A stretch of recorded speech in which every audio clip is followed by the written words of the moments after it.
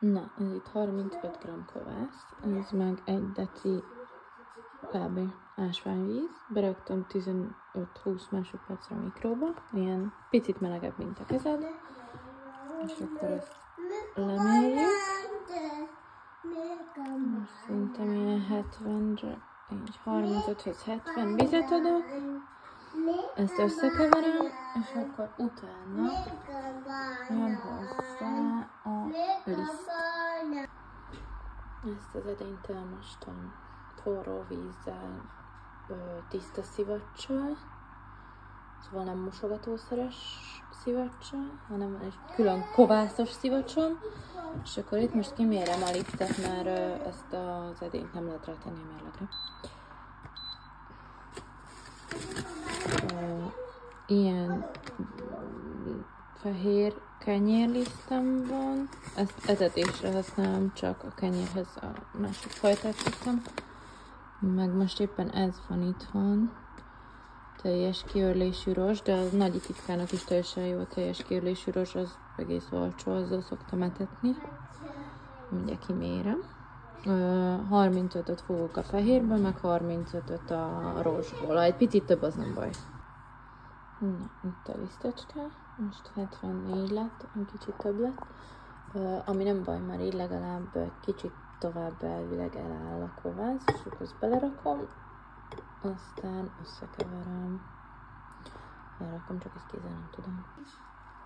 Én ilyen pálcikával szoktam, mert a kanára állandóan rátapad, arra sokkal kevesebb tapad rá. Na most így szépen elkeveredett, így kicsit lelapítgatom, picit nedves kézzel, hogy ne ragadjon hozzá a kezedhez, és akkor most pont sikerült kb. Odáig etetni, ameddig legutóbb volt, de itt van a gumi, azzal bejelölöm, hogy hol van a szintje, és akkor várunk, odd menjen, amerre menni akar. Így. Na, fél kiló lisztből fogunk kenyeret csinálni, ebből kb. 1 kilós kenyér lesz. 340 g ásványvizet rakok bele.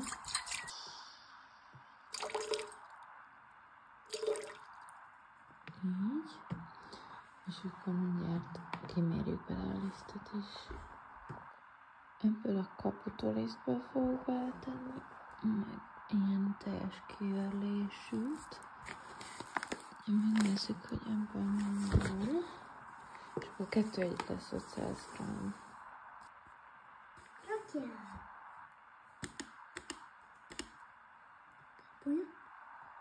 Rozi, légy szíves, ne egyél oda. Ennyi. Ez most 68%-os hidratáció. Én azt vettem észre, hogy ezekkel a kaputokkal az a legjobb. És akkor ezt elindítjuk. Dagasztani. Hát ilyen 1-es vagy 2-es fokozaton kell dagasztani általában, és akkor ez egy ilyen 5 percig megy körülbelül. Így, ez 15. És én azt szoktam, hogy 3%-ot rakok bele, elvileg 2 és felett kellene, de én akkor sótlannak érzem mindig a kenyeret.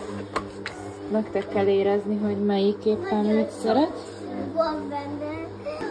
Ha egy nagyon feltekeri, akkor én nedves kézzel leszoktam húzogatni egy kicsit. És akkor fetergetik a vág, mindjárt kész vagyunk. Na, ha ez összegyúródott, akkor ennek kell állni egy ilyen 30-60 percet. Van, hogy kivárom, van, hogy nem. Ezt hívják autolizálásnak. Most éppen van egy kis időm, körülbelül fél órámban kivárni, úgyhogy most annyi lesz. Aztán gyúrjuk bele a többet. Ja, letakarva egy konyharuhában. Na, most ez állt körülbelül 3-4 órát. Most jön bele a kovász. Szóval most 125-öt írt a recept, de én csak 120-ot raktam bele. Mindegy. És akkor ezzel is megy egy dagasztás. Kb. 5 perc, ezt nem mindig várom ki. És akkor utána mehet bele a só. Az a lényeg, hogy ne jódozott só legyen, hanem ez a kelta például tök jó. És akkor utána azt beletesszük, azzal is összegyúrjuk, úgy együtt gyúrjuk tényleg 5 percig, és akkor utána megy majd át az átlátszó falu edénybe. Na és akkor belemegy a só is. Én most teszek hozzá egy nagyon pici vizet, amúgy nem szoktam, de most teszek hozzá, mert egy picit száraznak látom a tésztát. Szerintem most a teljes kérlés egy picit több vizet szívott fel, mint gondoltam. Úgyhogy lehet, hogy az elején érdemes inkább 70%-kal dolgozni, nem 68-al, de most akkor beleöntöm a kis sónkat. Próbálom nagyjából elosztani, de igazából tök mindegy. Hát ez mellé ment. Ha így nagyon kitapad a szélére, vagy rá a dagasztószárra, akkor azt szoktam csinálni, hogy ha rá a szárra, akkor nedves kézzel lehúzgálom, ha meg így a szélére, akkor van ez a spatula, mindjárt megkeresem, szóval ez, és akkor ezzel így a széléről le szoktam szedegetni, így.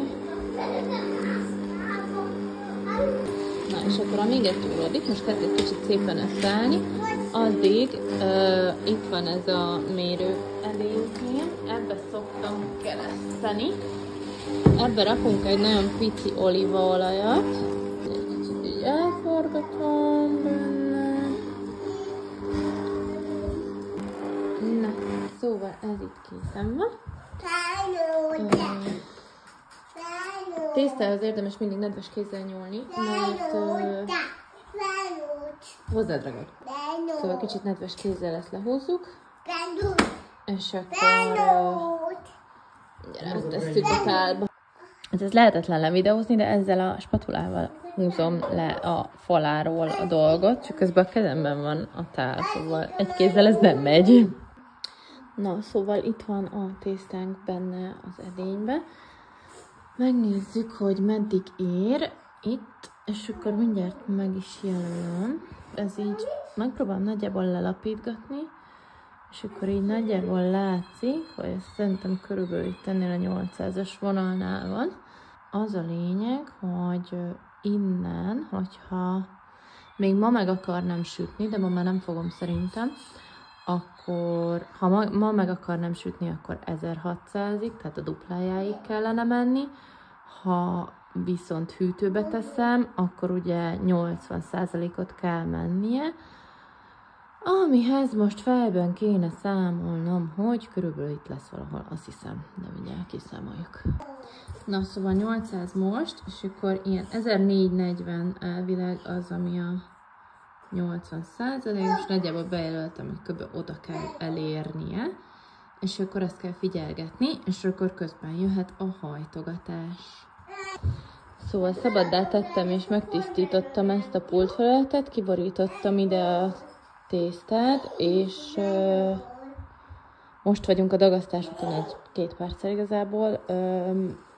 Laminálni fogunk, megpróbálom valahogy beállítani a kamerát, hogy látszódjon. Nedvesítem hozzá. Akkor igazából megfogom így a tésztánkat, és csak így meghúzikálom minden irányba.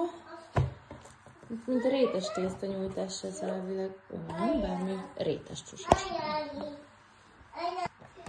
Jó, vékonyra. Ups, kicsit ki is szakad, de nem érdekes. De jól viselkednek ezek a gyerekek. Inni. És akkor összehajtjuk szépen egy kupacba az egészet. Mindjárt segítek szólni. Ez nem akar fölmenni. Mindjárt segítek. Inni. És megy vissza ebbe. És akkor most várunk, mert ott van benne egy bubi. Még több is. Így a pultra ragadt, azt innen le lehet így spatulával szedni.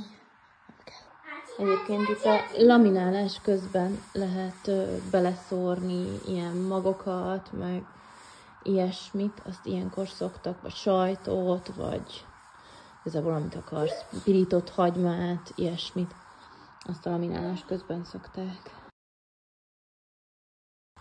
Na, közben mutatom a sziromhajtást is.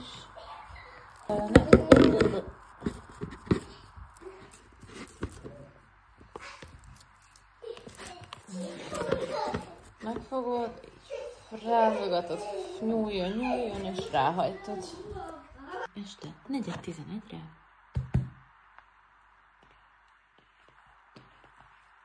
Megformáztuk a kenyeret, mert végre megkelt.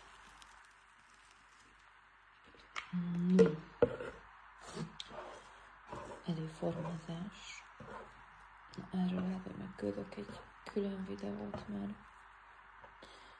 ebben nem vagyok olyan jó.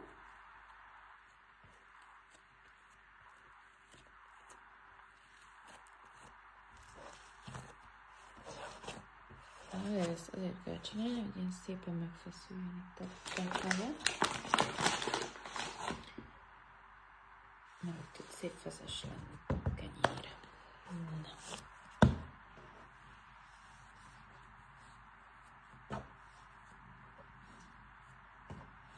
Igazából így, mintha összefonnál így minden oldalról, így be kell csipkedni elvileg. Minél jobban. És akkor így fel tekergeted, szépen aláhúzod, bele csippenteni itt a végét is.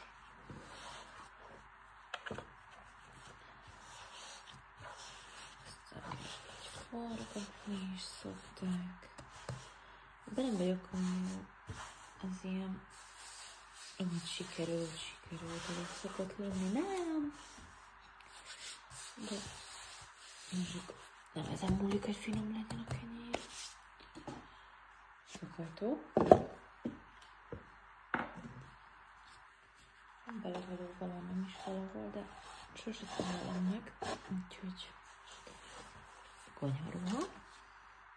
Kicsit kiriszteztem a kenyeret, kicsit kirisztezem a szakajtót is, ez ezt a konyharuhát, és akkor fogom bele,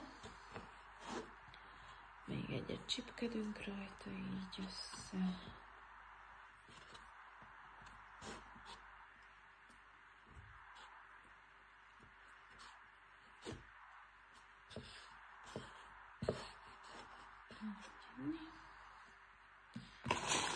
Erre is megy egy pici részt, hogy a teteje se ragadjon rá, és akkor ezt ráhajtjuk, és ugrik a hűtőbe. Na, reggel van, kivettük a hűtőből, látszik, hogy azért egy kicsit keregetett, és az a jó, hogyha itt megnyomod, és ilyen szépen lassan, de visszajön.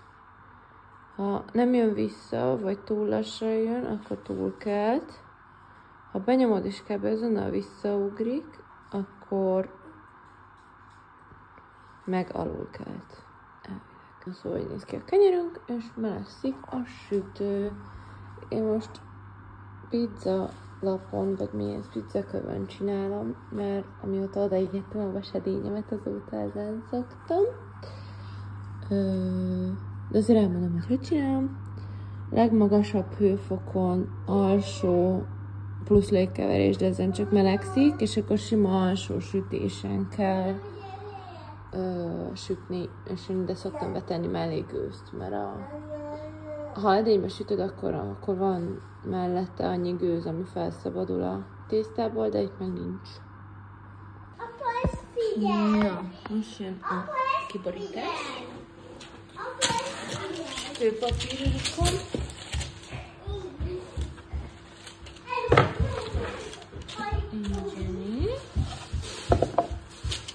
Hello!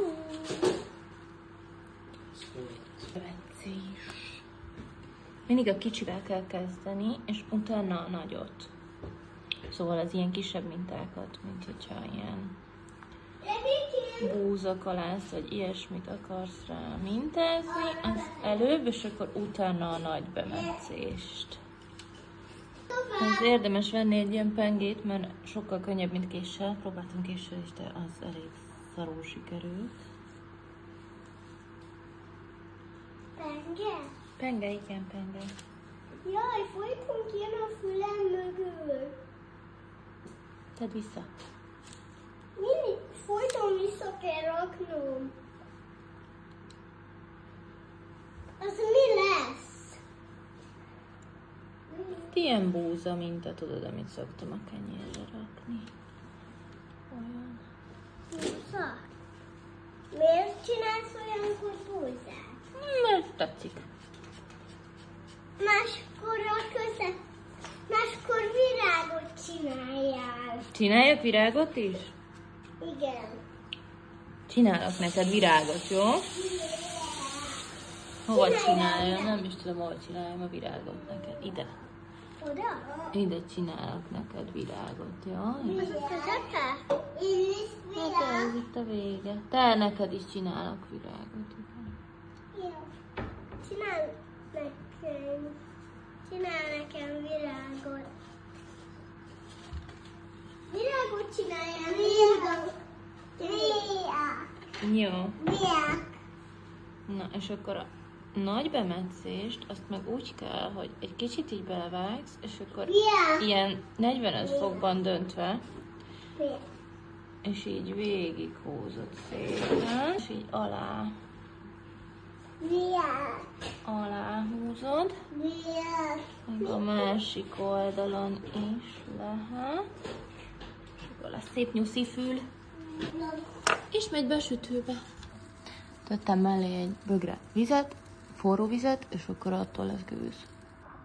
Most kb. Egy 9 perc van benne.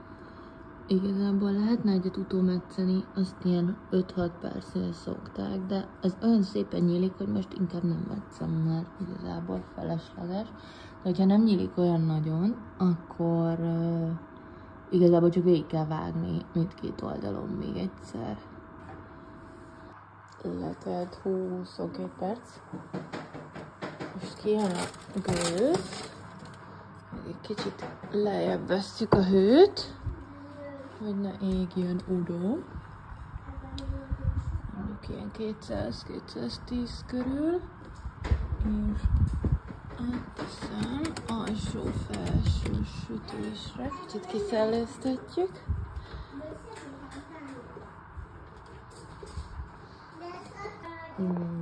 És itt a kész végeredmény. Azért ilyen sötét, mert teljes körlésű.